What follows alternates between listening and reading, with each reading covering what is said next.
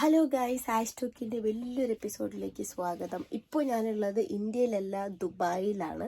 അപ്പോൾ ദുബായിൽ വരണമെന്ന് ഇനി പ്ലാൻ ചെയ്യുന്നവരും അല്ലെങ്കിൽ ദുബായ് എന്താണ് എന്നറിയാൻ ആഗ്രഹിക്കുന്നവർ മാത്രം ഈ വീഡിയോ കണ്ടാൽ മതി. ഇപ്പോൾ ദുബായിലുള്ളവരോ അല്ലെങ്കിൽ ദുബായിൽ ഓൾറെഡി പോയിട്ടുള്ളവരോ ഈ വീഡിയോ സ്കിപ്പ് ചെയ്ത് പോവാം.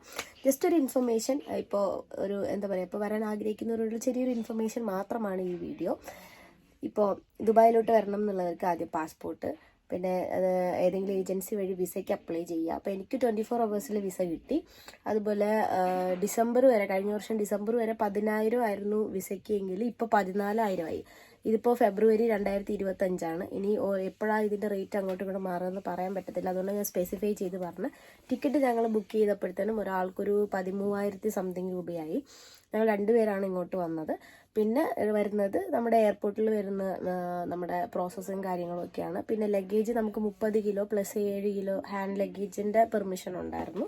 പിന്നെ എന്തൊക്കെ സാധനം കൊണ്ടുവരണം, എന്തൊക്കെ സാധനം കൊണ്ടുവരാൻ പാടില്ല എന്ന് പറഞ്ഞിട്ട് ഒരുപാട് റൂൾസും കാര്യങ്ങളൊക്കെ ഉണ്ട്. അതൊക്കെ കഴിഞ്ഞ് ഞങ്ങൾ ദുബായ് എയർപോർട്ടിലെത്തി. ദുബായ് ഫ്ലൈറ്റിൽ കയറി. ഫ്ലൈറ്റിൽ നിന്ന് നമുക്കൊരു 2.5-3 മണിക്കൂർ ട്രാവലിംഗ് ഉണ്ട്.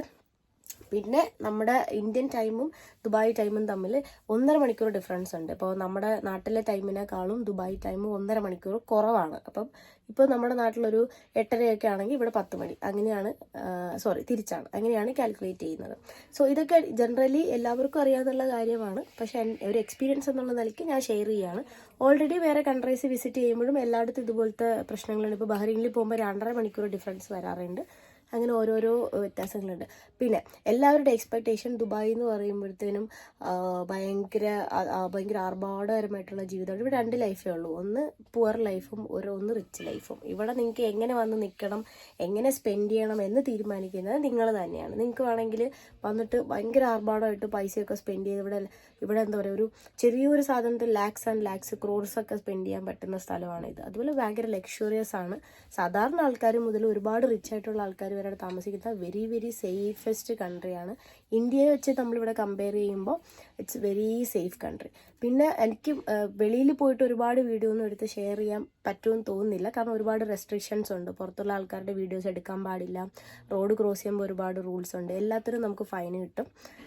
അങ്ങനെ ഒരുപാട് റെസ്ട്രിക്ഷൻസ് ഉള്ളത് കൊണ്ടാണ് വീഡിയോ ഇപ്പോൾ ഞാൻ റൂമിലിരുന്ന് ഷെയർ ചെയ്യുന്നത്. ഇതൊരു ചെറിയ സ്പേസ് ആണ്. ഇത്രയുള്ളൂ ഒരു കുഞ്ഞ് സ്പേസ് ആണ്. 2 ബെഡ് വരുന്ന ഒരു കുഞ്ഞ് സ്പേസ്. ഈ സ്പേസിന് ഞാൻ ഒരു മാസം പേ ചെയ്യുന്നത് 30,000 രൂപയാണ്.